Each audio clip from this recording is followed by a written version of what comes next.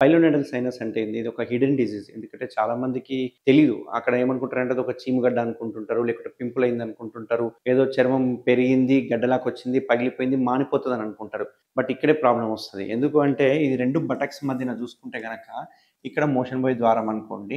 ఈ 2 బటక్స్ మధ్యన ఇక్కడంతా హెయిర్ ఉంటది. ఈ హెయిర్ వల్లనే ఈ డిసీజ్ వస్తది. ఇది చాలా మందికి తెలీదన్నట్టు. అక్కడ హెయిర్ ఉండడం వల్ల ఏమవుతుందంటే బాగా కూర్చోవడము, లేకుంటే ట్రావెల్ చేయడము, లేకుంటే ఎక్కువసేపు జంపింగ్ చేసే వాళ్ళకి గాని, ఇట్లాంటి వాళ్ళకి ఏమైతదంటే అక్కడున్న హెయిర్ కుచ్చుకుంటుంటది. కుచ్చుకోవడం వల్ల ఏమైతదంటే ఇక్కడ చిన్న చిన్న బొక్కలు ఫార్మ్ అయితుంటాయి. చిన్న చిన్న పింపుల్స్ లాగా ఫార్మ్ అయితుంటాయి. చూస్తే మీరు బాగా ఒకవేళ ఫోటో తీసుకొని జూమ్ చేసుకుంటే గనక మీకు చిన్న చిన్న బ్లాక్ కలర్ మోల్స్ పుట్టుమచ్చలు అంటారు కదా! అట్లాంటి డాట్స్ ఉంటాయి. చిన్న ఓపెనింగ్స్ ఉంటాయి.